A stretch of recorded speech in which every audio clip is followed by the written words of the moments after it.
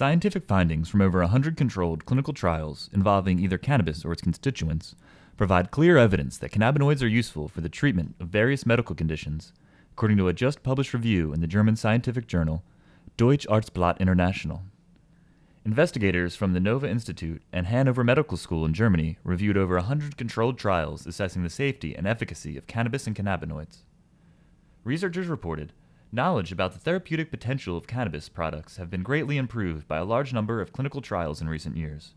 There is now clear evidence that cannabinoids are useful for the treatment of various medical conditions, including chronic neuropathy, multiple sclerosis, HIV/AIDS, Tourette syndrome, and other indications. Regarding the safety profile of cannabis and cannabinoids, investigators determined the most common side effects of cannabinoids are tiredness and dizziness in more than 10% of patients, psychological effects, and dry mouth. Tolerance to these side effects nearly always develops within a short time. Withdrawal symptoms are hardly ever a problem in the therapeutic setting. Authors did express concern that cannabis could pose additional health risks for adolescents and/or pregnant or breastfeeding women, as well as individuals diagnosed with hepatitis C, severe cardiovascular disease, addictive disorders, or those vulnerable to certain psychiatric disorders such as schizophrenia.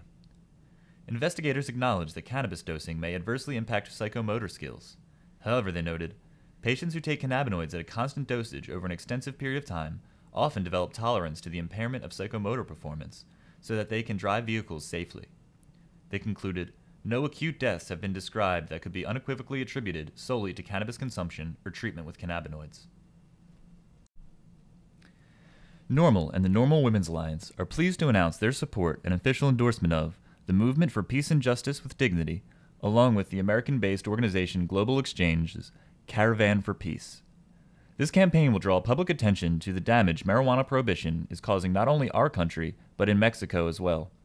This multinational coalition of drug reform, human rights, religious, and progressive organizations have come together with one objective: raising awareness about and ending our 75-year violent and failed drug prohibition, said Sabrina Fendrick of the NORML Women's Alliance. The organization's website states, the Caravan represents one element of a broad strategy responding to Mexico's violent national emergency resulting from drug war policies in Mexico and the U.S., gone tragically wrong.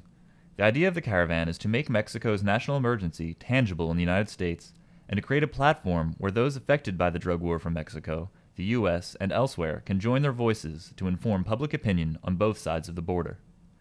The Caravan takes place at a politically charged moment. It begins in San Diego, 6 weeks after Mexico's July 1st presidential election, and arrives in Washington, D.C. in September, 6 weeks prior to the U.S. elections. This summer, we will bring communities together around events large and small, turning awareness into action and building a movement that will continue pushing for changes at the local, state, national, and international level long after the Caravan has passed through. NORML chapters across the country, as well as NORML Women's Alliance community groups, will be taking part in the campaign as the Caravan arrives in their respective locations. Event organizers are expecting to break attendance records this weekend for the 21st annual Seattle Hempfest, taking place this Friday through Sunday at Myrtle Edwards Park along downtown Seattle's waterfront. Hempfest has drawn crowds in excess of 250,000 people over the 3-day protestival. One of the main focuses of this year's Hempfest is Washington's legalization voter initiative, Initiative 502. Washington is one of 3 states this fall where voters have the opportunity to substantially reform the state's cannabis laws, effectively ending cannabis prohibition. Oregon and Colorado voters also have legalization ballots this fall.